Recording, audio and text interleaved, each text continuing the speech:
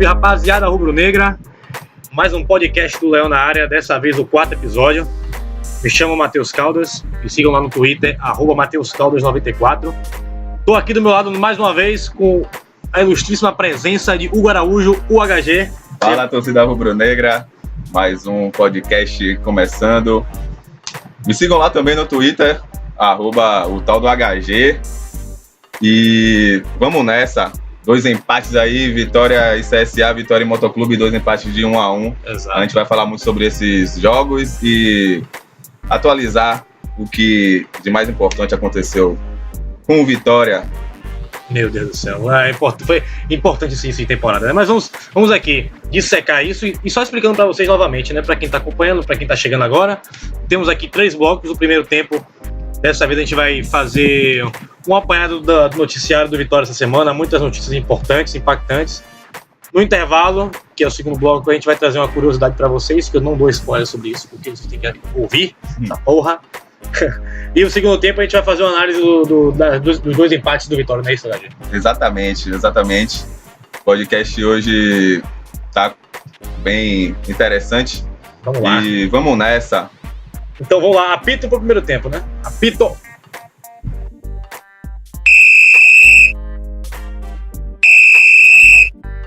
Apito pro primeiro tempo, começando com notícias essa semana que nos deixaram muito preocupados, né? 2 das nossas maiores joias depois do rebaixamento. A gente acreditava que esses caras iriam nos trazer bons frutos, seja com boas atuações ou com uma venda milionária. Eu, no caso, não queria que meu interesse fosse vendidos, mas Lucas Ribeiro e Luan foram manchetes essas semanas com assuntos, para mim, muito ruins, não, HG? Exatamente, meu parceiro Caldas. 2 pilares do 2019 do Vitória se transformaram em baixas essa semana. Exatamente. O Lucas Ribeiro, ele foi negociado. Tá praticamente fechado. Ele não foi oficial ainda, mas está praticamente fechado com o Hoffenheim da Alemanha. Vai ser vendido por 4,5 milhões de euros, que dá ali 19 milhões de reais, o que transforma ele na maior venda da história. Maior venda da história do Vitória e do Nordeste também. O Vitória sempre encabeçando. O Vitória sempre encabeçando essas listas, tanto de vendas como de compras, né? Mas mesmo assim, velho, é um valor que pra mim ficou aqui. Muita gente comemorando, achando que foi boa, mas pra mim tá quente, não sabe qual é a multa rescisória mesmo, né? Sim. Eu acho assim que eu esperava muito mais assim no sentido esportivo de Lucas Ribeiro.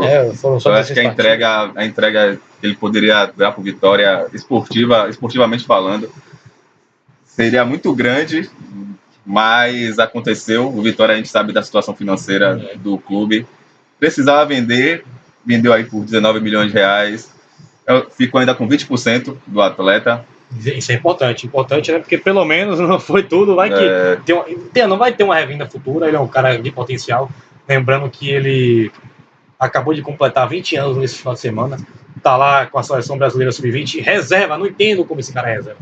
Ele e o Ramírez do rival são reservas. Exatamente. Os caras mais experientes, a gente pode dizer assim, do time, porque eles são titulares de times, né, tradicionais. Não dá pra entender, mas enfim, né? 20 anos assim completados, apenas 16 partidas com a camisa do Vitória. E já foi.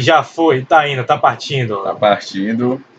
E foda, né, velho? Foda, mas pelo menos vai aliviar um pouco, né? Agora, outra promessa que se esperava muito da diretoria que recebesse uma proposta, vai ficar 6 meses de fora, né? Pois é. Te confesso que fiquei de luto ontem. Eu fiquei perplexo com a coisa. Depois dessa notícia, Luan Silva, né? Luan Silva. Agora a Vitória tem 2 Luans no elenco. Mas Luan Silva, a grande esperança rubro-negra, o menino do Barcelona, como ficou conhecido. 50 milhões de reais de multa. Exatamente. E se machucou, vai passar aí por uma cirurgia, o que vai deixar ele 6 meses de fora. 6 meses de fora, uma ruptura do ligamento cruzado anterior. A lesão de Ronaldo Fenômeno. Exato, e de tantos outros, de Nilmar também, né, velho? Mas que ficou mais marcada mesmo com o Ronaldo. Exatamente, e a gente sabe o quanto uma lesão dessa pode prejudicar no futuro, no desenvolvimento do atleta. A gente tem o Paulo Henrique Ganso, né, velho, que nunca mais voltou a ser mesmo, né? É foda. Tipo assim, Luan, ele ainda logicamente não tinha mostrado todo o potencial dele ainda com a camisa do Vitória. lampejos, e quem acompanhou viu que o menino era diferenciado. No arriar das malas, exatamente, sabe, exatamente. A gente percebeu que o menino é diferenciado e, infelizmente, esse baque veio aí como se fosse uma verdadeira bomba para deixar qualquer torcedor do Vitória triste. Então, nossas duas esperanças, né, para o início de temporada já se esvaíram, né, de conseguir alguma coisa, pelo menos na Copa do Nordeste do Baiano. O Lucas Ribeiro deve ter ido embora, a informação, inclusive, do jornal Bild da Alemanha e aqui no Brasil, dada inicialmente aí pelo nosso colega Diogo Lima, do Arena Rubro Negro. Um abraço para a galera do Arena, site com o qual eu colaboro. E nossas duas promessas que a gente esperava alguma coisa não estarão. E como é que vai ser isso agora? Né? Exatamente, dois... Realmente, a gente falou aqui nos primeiros podcasts da importância que a base teria. E realmente os dois melhores da base do Vitória, o melhor defensor e o melhor homem de frente, estão de fora. Luan por hora, né? Mas Luan é um cara que já teve 2 lesões no ano passado também, uma lesão muscular na coxa que deixou ele de fora por 4 meses. E mais uma lesão também, se não me engano, da panturrilha, que deixou ele de fora durante 2 ou 3 semanas. Então, o cara não é a primeira lesão. Não é, mas o que preocupa é que são em locais diferentes, né, velho? Então, será que é o novo Neto Coruja? Muitas pessoas começaram a suscitar essa pergunta, mas eu acho que não. Menino de vidro. Tomara que não. Um cara que tem um grande potencial, velho. Um cara que tem um grande potencial e não merece isso. O Vitória também não merece isso. Pelo amor de Deus, alguém explica o que está acontecendo com o Vitória, quem é do Candomblé, quem é protestante, quem é tudo, meu irmão. Pelo amor de Deus, o que está acontecendo? Quando eu fiquei sabendo dessa notícia, velho, a primeira coisa que eu pensei foi: caralho, tem que contratar chamar o Papa para ir no Barradão, o pai de santo mais foda que tiver, porque a gente começa a pensar como é difícil. Como é difícil ser Vitória. Como é difícil, as coisas assim acontecem, mas é isso aí, velho. A gente tem que sempre ter o pensamento positivo. E é isso, velho. Meu pai, ele sempre fala, eu torço pro Vitória desde 62 e já tá ligado como é as coisas, né, como acontece. É difícil mesmo, mas a gente não tem o que fazer. E agora... vida que segue, né? Exatamente. Vida que segue, o Vitória joga... O próximo jogo do Vitória é pelo Campeonato Baiano, vai ser o complemento da primeira rodada do Campeonato Baiano. Na quinta-feira, no Barradão, a gente recebe o Conquista, né? Jogo às 8h30 ou 7h30, agora eu fiquei na dúvida aqui, vou olhar no site da federação aqui, porque no site do Globo Esporte tá às 8h30, eu não sei se é horário nacional. Mas enfim, o Vitória recebe pela estreia do Campeonato Baiano o Vitória da Conquista no Barradão, complemento agora da primeira rodada, né? A gente já teve 5 jogos na verdade. Bahia de Feira venceu o Jacuipense por 2-1. O Flu de Feira recebeu o nosso rival, o Bahia, né? No Jogo da Princesa empatou por 0-0. Tivemos também lá o joguinho tenebroso. O jogo de sábado foi muito ruim, né, velho? O joguinho tenebroso. Eu não vi, não. Eu não faço nem questão de eu também não consegui assistir, não. Vi alguns pedaços. O do Vitória, eu confesso que contra o Motoclube eu dormi. Cheguei do bairro da Sete. Realmente. A gente vai falar no segundo bloco dessas duas partidas da estreia contra o CSA. Um jogo que me deixou esperançoso. Eu vi coisas boas. Vitória é foda, né, velho? Mas no segundo, contra o Motoclube, o nível de desempenho caiu bastante. Só aqui, completando aqui a informação, Vitória recebe realmente às 8h30, 20h30, o Conquista no Barradão. E completando aqui os outros resultados, né? O 0-0 do Fluminense de Feira com o rival.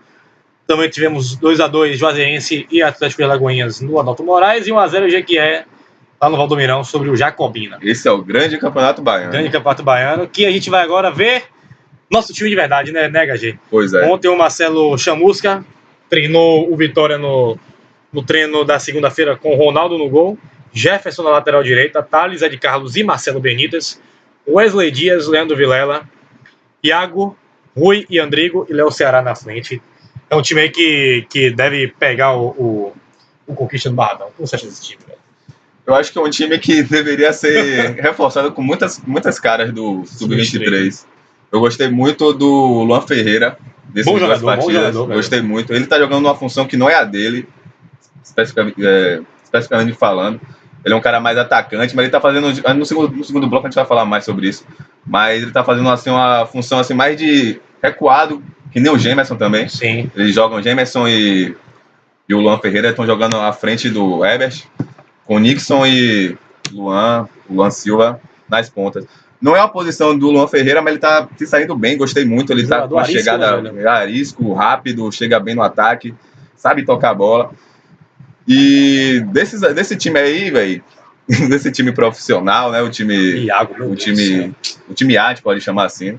A gente vê caras que já podem ser trocados. Tem muito cara que tá no rebaixamento aí, vamos aqui olhar novamente aqui. Olha, Ronaldo, que não deve ser titular, o João Gabriel vai acabar tomando essa posição. Tem aqui Ronaldo. O Benítez realmente é o melhor lateral esquerdo. Ele é o melhor. É o único. É o único, é. Matheus tá muito verde ainda. Não quero me precipitar, não quero cornetar a base ainda, mas... Matheus fez 2 jogos muito tristes. Fracos demais. Temos aqui também, não só rebaixados pelo Vitória, mas rebaixados com o Paraná. Vale ressaltar Wesley Dias e Leandro Vilela. Aí, ó, o Bi. Conseguiram o bi-rebaixamento. Bi-rebaixamento, meu Deus. Iago e Léo Ceará, né? Então, acho que aí as Mas entre Léo Ceará e Heron, Léo Ceará é um... rapaz, como Heron começou mal a temporada, né, bicho? Boto muito mais fé em Léo Ceará e... Vamos ver o que esperar, né? Benítez teve muito tempo para preparar o time. Essa estratégia de colocar o time sub-23 para começar a temporada, eu gostei. Deu um bom tempo aí de pré-temporada pro Chamusca trabalhar o elenco. E eu espero que aconteça essa mescla entre sub-23 e time A, né? Como chama. Sim. Apesar de agora a gente não ter mais o Luan, que seria a principal... Essa é a principal... É uma pena. O principal cara do sub-23, não vai ter mais. Porém, tem o Luan Ferreira, tem o zagueiro Gabriel Silva, que fez 2 bom jogador, velho. Fez 2 bons jogos. Que achado, a gente critica muito a diretoria, mas esse cara aí, muita gente criticou quando trouxe e parece ser um bom jogador, o Gabriel, né? Gabriel Silva, então, olho nele aí. A gente tem que aplaudir a diretoria. Aplaudir não, é a obrigação de trazer, como se fosse reforço, mas diante de tantas críticas, a gente tem que dizer que foi uma boa contratação, né? Foi o que a gente falou nos primeiros episódios, né? Tipo, o Vitória teria que ser bem criativo, teria que trazer nomes assim que realmente surpreendessem. Exato. E esse Gabriel Silva vem surpreendendo. Bom jogador. Herbert também fez bons jogos, espero que ele também tenha chances e é isso aí, né? Esperar para ver. O Campeonato Baiano é um campeonato, essa primeira fase, principalmente, é aquela fase de testes e tal. Então vamos ver o que a gente... E muito se falou, inclusive, HG, voltando aqui à questão do Sub-23, ontem a informação no Galácticos Online de que o Vitória teria acabado com o time Sub-23, não é isso? Sim. E logo, prontamente, o Vitória soltou logo uma nota dizendo que não, isso não aconteceu, que houve uma integração de alguns jogadores do time 23 para o time de cima, foram ao todo 9 jogadores, vamos olhar aqui a lista. Meu Deus, não posso ter perdido essa lista, não estava aqui agora. Mas tivemos 9 jogadores aí integrados ao elenco profissional. Foram eles os goleiros Kaique e Lucas Arcanjo. A volta de Kaique. Os zagueiros Gabriel e Bruno Bispo. São caras que, tipo, o Bruno já teve no profissional, o Kaique também. Volante Farinha. Os atacantes Heron, Nixon, Luan Ferreira e Kleber. O Kleber que é o cara que veio lá da Série B do Campeonato Cearense. O cara tem quase 2 metros de altura. Não dá muito pra avaliar ele não, mas muita gente já queria ir no lugar de Heron no Sub-23, né? Mas enfim, então uma coisa meio estranha ainda, né? A gente não sabe o que aconteceu. O Vitória soltou uma nota dizendo ontem que o que houve somente foi a integração dos atletas ao time profissional por conta do bom rendimento, mas o técnico Marcelo Chamusca parece que acredita que unir esses 2 jogadores é uma coisa boa, mas não está tudo muito bem explicado. Por exemplo, no Galácticos, nessa notícia do fim do time Sub-23, se deu a notícia de que Cedric, o lateral Cedric, o meia Gemerson e o volante Herbert, que você acabou de comentar que fez boas partidas, recebeu férias até o dia 4 de fevereiro. Isso não, o Vitória não confirmou, então a gente não sabe o que está acontecendo. Não sei. Exatamente. Tudo no Vitória é meio cabuloso, meio nebuloso, na verdade, nebuloso. E o Ricardo Davi prometeu jogar o Campeonato Baiano com o time Sub-23, agora parece que já voltou atrás. Alguns outros jogadores também, segundo a matéria do Galácticos Online, receberam férias.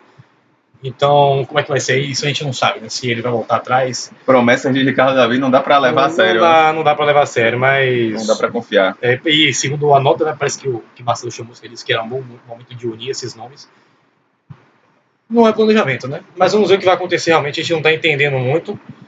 E eu acho que foi uma boa essa da diretoria ter escolhido o Sub-23 para jogar o Campeonato Baiano. Eu acho que no Nordeste já poderia ter o time principal, entre aspas. Sim, sim. Eu acho que poderia ser, porque é um campeonato mais importante, mais encorpado. Sim, sim. Melhor financeiramente. Mas enfim, né? Parece que as coisas estão meio que trocado, né? Meio que trocados, exatamente. Acho assim, foi bom o começo, porque a Copa do Nordeste começou primeiro que o Baiano, então eu acho que era válido para dar mais tempo. Exato. Para Chamusca trabalhar o time que ele considera principal. Mas faz sentido esse raciocínio de deixar o Sub-23 para o Baiano e a mescla, né? Trazer o time A com o Sub-23 para a Copa do Nordeste. Copa do Nordeste. E aí vamos ver agora como é que vai ser. Champions League. Exatamente. E o Vitória começou bem no segundo bloco de fala. Sempre a gente fala desses jogos. Então, aqui só para complementar que essa semana também aconteceu a apresentação do novo diretor de futebol, Alarcon Pacheco. Sim. Vale ressaltar, né, velho? Meu Deus do céu. O multicampeão com o CRB. eu vi essa manchete aí quando ele foi apresentado. Multicampeão com o CRB, né, velho? Quando ele foi contratado, deram essa manchete. Pentacampeão alagoano. Nunca conseguiu. Oh, meu Deus do céu. E aí o Vitória trouxe o cara, né? No passado ele contratou uma barca de jogadores lá pro CRB, uma barca de atletas mais velhos. Inclusive Neto Baiano, Diego Rosa, William Santana. Eita. Maria, já não tô lembrando aqui, mas tinha mais também. Não sei se Diego Jussani, acho que tava lá também. Mas enfim, né? É um nome que assim a gente não tem nenhuma esperança de que. Não cria nenhuma expectativa, não é um nome assim forte. Mas é o que temos. Segundo a diretoria, né? Segundo a nota, o Vitória deu conta, diz que isso foi por conta de um reajuste orçamentário, né? Sendo que o presidente do Vitória, Ricardo Davi, tinha falado na primeira entrevista após abaixamento que iria manter Jorge Macedo até o final do ano, durante um mês. Meu Deus do céu. Mas vamos lá, né? Então, acho que a gente já pode fechar esse primeiro bloco. Né? Eu acho que é isso, né? Vamos lá. São as atualizações aí do Vitória, que também fechou com a capa. A capa, exatamente. A Vitória vai mudar de fornecedor. Vale ressaltar aí. Material esportivo, vai ter a capa. Espero que venha uma camisa aí batendo. Bonita pra gente usar. E barata, né? aí vai ser difícil. Então, aí é 250 pra cima, parceiro. Deus é, mano. 250 Bolso Guedes. Meu Deus do céu. Mas é isso aí. Galera, fim do primeiro tempo, apito pro primeiro tempo, vamos pro intervalo.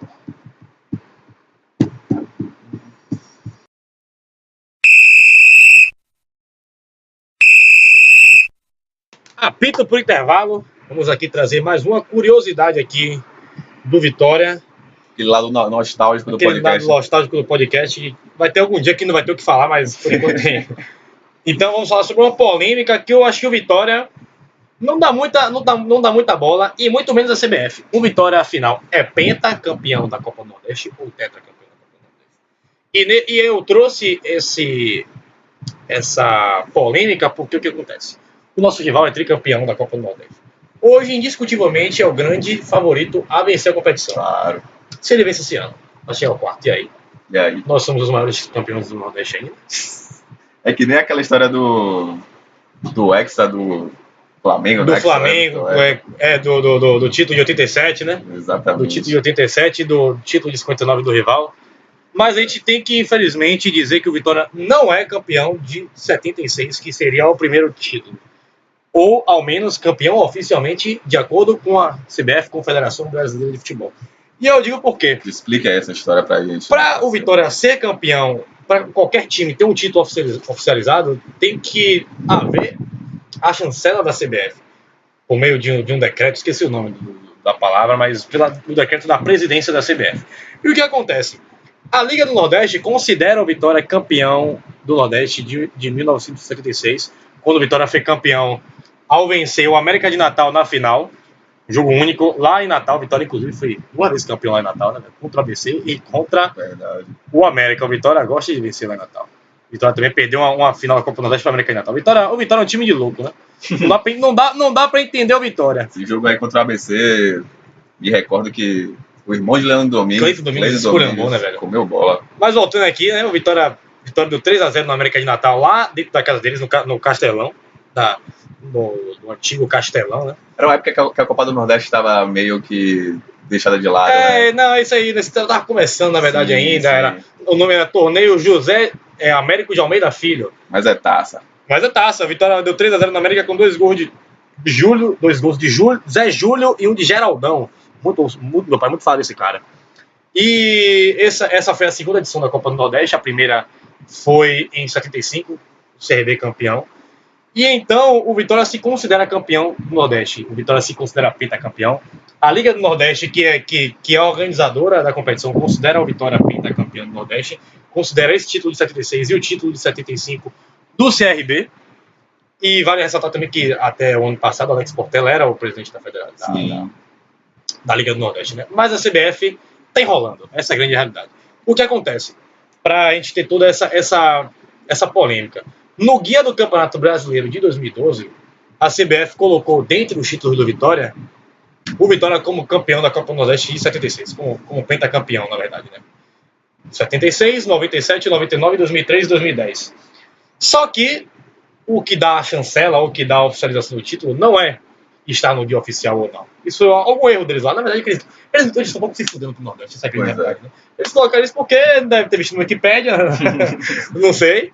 E aí se formou todo esse imbróglio. Por quê? No guia oficial, a CBF nunca nem citou o título do CRB, mas cita do Vitória. Mas nunca houve uma resolução oficializando. Então, desde 2014, o Alex Portela tenta essa oficialização junto com a CBF e eles dizem que está em análise. A grande realidade é que está em análise porra nenhuma, eles não sabem o que falar. E aí, em 2017, eu fiz uma matéria para o Bahia Notícias, contando um pouco sobre isso, sobre essa matéria, sobre esse título, né? Sim.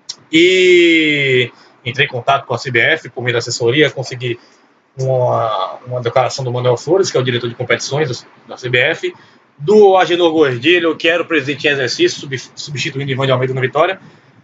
O que eu entendi muito é que ninguém estava muito nem aí para isso. Mas a gente já pode aqui fazer trazer presságio de que isso vai dar polêmica se o Bahia ganhar o teto. Bate na madeira aí, ó, parceiro. Bate na madeira. Vai acontecer, aí vai dizer que eu não avisei. Em 2017 eu fiz essa matéria, até hoje a CBF não oficializou, até hoje o Vitória não procurou, disseram que ia ter uma reunião, que ia cobrar e que não cobrou porra nenhuma. Eu acho que o Alex Portela era o único que estava imbuído nisso, mas acabou criando a sede da Liga do Nordeste. Enfim, a CBF não considera a Vitória pentacampeão. Se a CBF não considera, infelizmente, nós somos tetracampeões. Será realmente? Você está sendo o profeta do apocalipse aí. Eu tô sendo, se né? o Bahia ganhar essa Copa do Nordeste. É o que pode acontecer, velho, entendeu? E eu acho que o Vitória tem que ter um pouco mais de respeito por sua história. Claro. E é o campeonato onde o Vitória... É rei? Exatamente. O Vitória é rei. O Vitória é o maior campeão da Copa do Nordeste. E tem que valorizar um campeonato tão regional mais relevante do país. É o único regional, no primeiro semestre é a segunda competição mais importante do país, atrás apenas do Campeonato Paulista. Sim, claro. E eu digo mais, acho que é mais importante que o Campeonato Paulista. Não tem mais o marketing, não tem mais mídia do que o Paulista. Mas é mais importante. Mas é muito mais importante no sentido de ser um campeonato regional. E tem todo um charme também dentro dessa competição, entendeu? Exatamente. A Copa do Nordeste é foda. O Vitória tem que valorizar a Copa do Nordeste muito mais do que valorizar esse falido Campeonato Baiano, que já tá perdendo, cada ano que passa perde mais o brilho. Então, como o maior campeão da Copa do Nordeste, a gente sabe da dificuldade que o Vitória tem de ser campeão. E de ser campeão contra times que não são o Bahia, Sim. Que é uma coisa que meu pai fala muito. O Vitória, o meu pai fala muito isso. Olha, que xingueiro, viu? O Vitória só é a vitória contra o Bahia, porque o Vitória ganhou esse título de 76, é bem verdade, contra o América de Natal, mas os outros 4 títulos do Bahia, os 4 títulos da Copa do Nordeste, 2 foram contra o Bahia, um contra o Fluminense de Feira e um a gente também tem que há de convir que foi na Copa do Nordeste de 2010, que era uma competição que ainda estava voltando, meio embrionária. Foi isso aí que eu estava me referindo quando eu disse que estava... Tava revoltando. Tava o ABC, exatamente. Essa de 2010 foi exatamente aquela Copa assim do Nordeste que o Vitória nem usou o time, nem estava usando o time principal. Sub-23. Mesma coisa que está acontecendo agora. Usou o Sub-23, ainda lembro que o Vitória deu uma goleada no Bahia com um gol de... Não sei se você lembra disso. Um gol de bicicleta de Lenilson, em São Paulo. Essa daí eu tava assistindo esporte interativo lá no computador na época. Enfim, então o Vitória tem que se prezar como o maior campeão, tem que ter um pouco mais de respeito por suas tradições e também acabar com essas discordâncias, essas incongruências. É ou não campeão? Tem que ir lá na CBF, tem que ter alguém com voz na CBF. Vitória não tem voz na CBF hoje. Eu tenho certeza que se fosse em outras épocas, teria mais voz, até com o próprio Alex Portela. Eu sei que você está querendo dar o gancho. Não, nada disso. Vocês estão ligados do que ele está falando, vocês estão ligados. Mas tinha mais trânsito. Com certeza. Até 2013 tinha muito trânsito na CBF, até eu lembro que levaram lá José Maria Marim, Marco Paulo, né, sei lá, pra ser homenageados no Barradão. Fiquei puto na época, mas não tinha trânsito na CBF. Mas enfim, então infelizmente a gente tem que falar, muito pesar no coração, com muita dor no coração, que o Vitória não é pentacampeão no Nordeste oficialmente. Oficialmente, exatamente. Esse é a CBF que dá essa chancela, infelizmente é isso, né? Então nós somos tetracampeões do Nordeste, não desmerecendo, muito pelo contrário, o título de 76, que ele tem que ser oficializado. O Vitória tem que cobrar uma postura da CBF, tem que conversar com a Liga e tem que ser mais ativo. Mas o Vitória não vai. O Vitória está perdido, está totalmente desinteressado, está perdido dentro de suas veias históricas, se assim podemos dizer, né? Então o Vitória não é pentacampeão do Nordeste. Meu querido HG, polêmica. Exatamente. Ricardo Davi e sua trupe, mais uma vez, deixando a torcida do Vitória órfã de um título. Órfã. Mas é isso, irmão. Vamos torcer para que nesse ano o Hexa venha. O Hexa venha, né? Que se dane a CBF. Pra mim eu sou penta. Eu sou penta. Que se dane a CBF. Que se dane a CBF, a gente é penta, né? Eu sou penta. Todo mundo tenta, mas só Vitória. Só Vitória é penta e esse não vai vir o Hexa antes do Brasil, viu? Exatamente. Pode me cobrar. Então vamos lá, apito pro segundo tempo, vamos falar agora de coisa atual.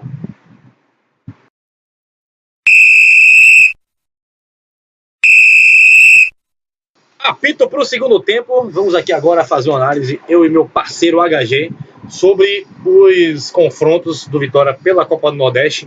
Primeira rodada, estreia na temporada 1-1 contra o CSA, time de Série A. A gente Série B hoje em dia, infelizmente. Lá em Maceió. Um triunfo cuja expectativa cresceu dentro de grande parte dos rubro-negros. Muita gente ficou satisfeita com a atuação. Eu não fiquei, vou lhe dizer, mas... Não digo que satisfeito, mas ficou assim com um sentimento de... Esperança, né? Esperança, exato. É um sentimento de potencial ali. Exato.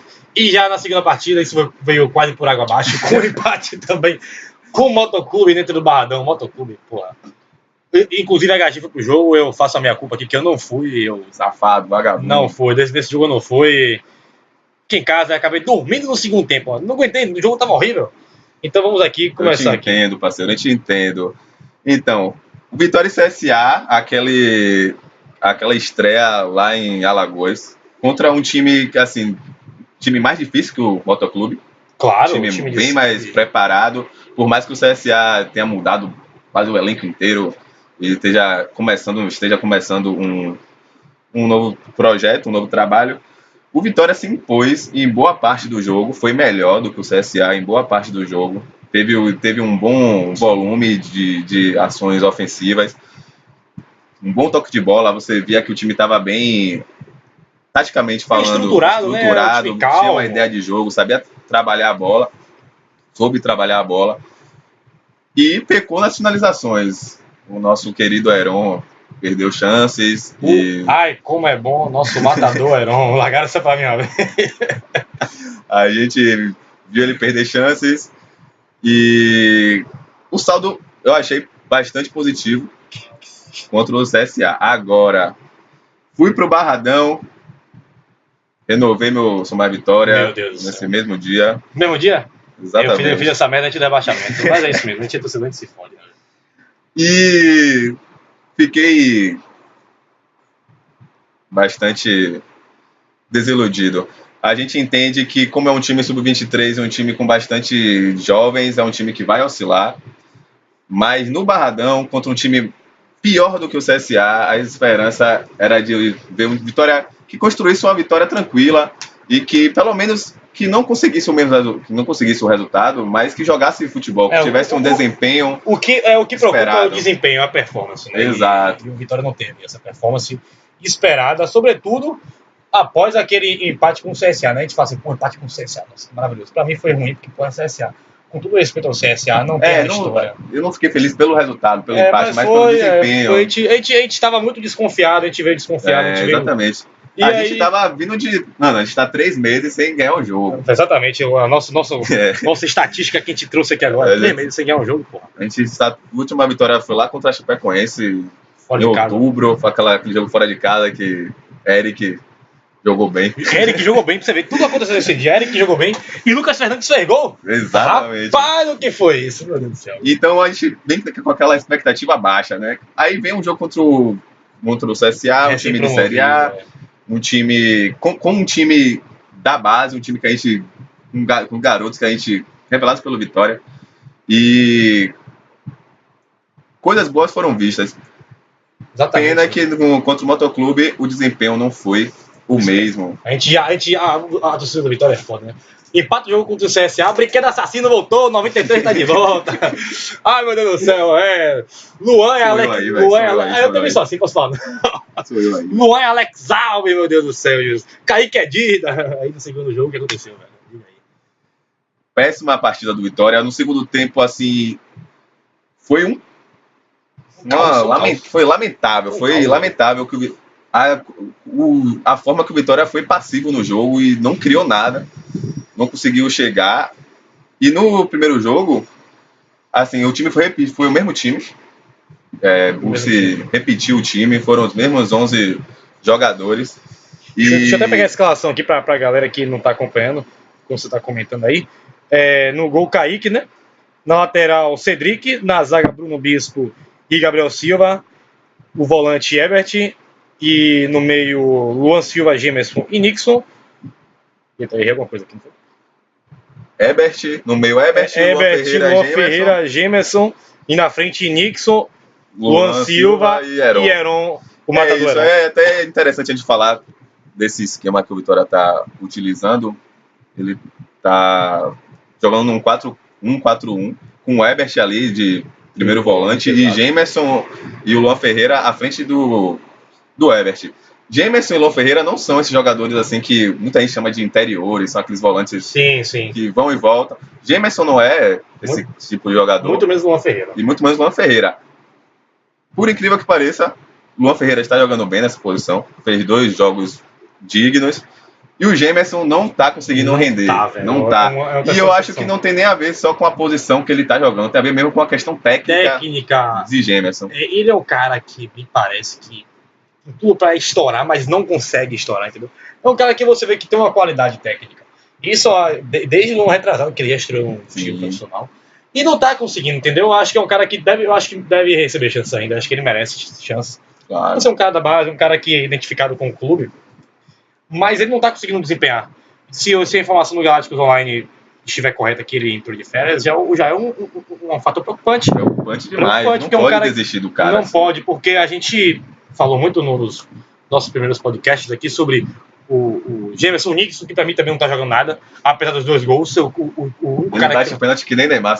Igualzinho, né, velho? Aquela paradinha que é exatamente a mesma mecânica de Neymar. E ele é um bom cobrador de bola parada, tanto de falta quanto de pênalti.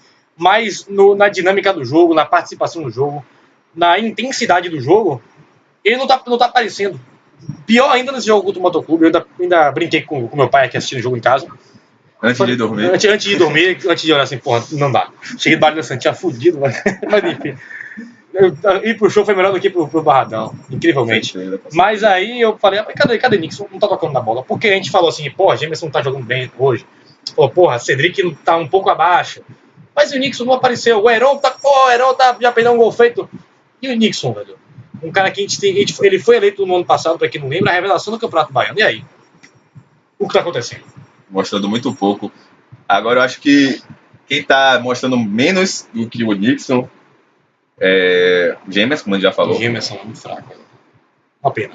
Heron também é uma pessoa que não tá correspondendo. Esperança, mas acho que tem que ter paciência. Vale ressaltar isso. Ainda tem. Eu tenho muito pé atrás com o Heron, mas a paciência tem que acontecer. Claro, tem que acontecer, tem que ter calma. Não tá maturado, pô. Tem que ter calma.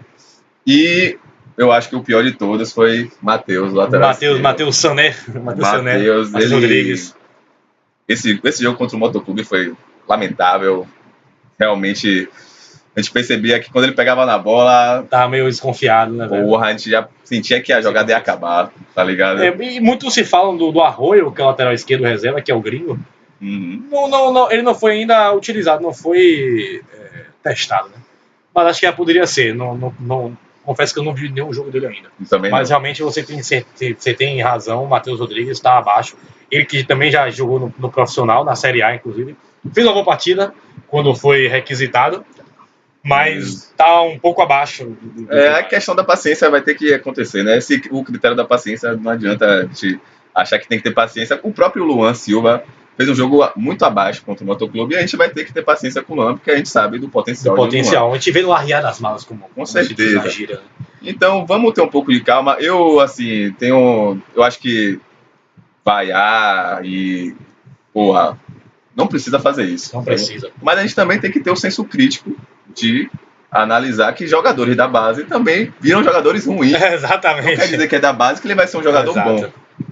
Então a gente tem que ter o senso crítico. Não vamos vaiar o cara. Jamerson foi substituído, eu não vi ninguém vaiando. Graças a Deus. Graças a Deus, não vi ainda esse tipo de manifestação. Mas jogadores, a gente tem que ver o Heron, tem que ter um senso crítico. Se não começar a mostrar, começar a criticar. Eu não sou de vaiar ninguém assim durante o jogo. Na substituição, eu acho válido você fazer a sua... Eu não faço durante o jogo nenhuma substituição. Eu prefiro me resguardar nesse sentido. Se o cara fizer uma partida ruim, não da base, não tô falando de Heron, tô falando de Matheus, eu não vaiaria nesse contexto. Mas, assim, o cara substituído, eu acho até que ele merece tomar uma cobrança ali, a forma que a gente tem de cobrar o cara. Eu lembro, a única vez que eu vaiei um jogador, a única vez que eu vaiei no Barradão, na verdade foram 2 vezes. Uma vez eu vaiei Bida Dini Bidani, que eu coloquei aqui na minha seleção da Série B no último podcast. Eu vaiei porque eu não tava mais aguentando. Pra mim o cara tava com preguiça. Aí eu vaiei. Quando você vê que o cara tá esforçado, ele demonstrou um esforço, você até perdoa e não vaia. Mas quando você vê que o cara tá de sacanagem. Aí você vê que o cara tá ali, porra, preguiçoso. Eu já vaiei muito Renato Gajá. Renato Gajá, quando era... Teve uma época no Vitória que acho que ele não tava... Porra, era uma preguiça enorme pra jogar. Super lento, Mario World, como diz meu amigo Daniel Arjones.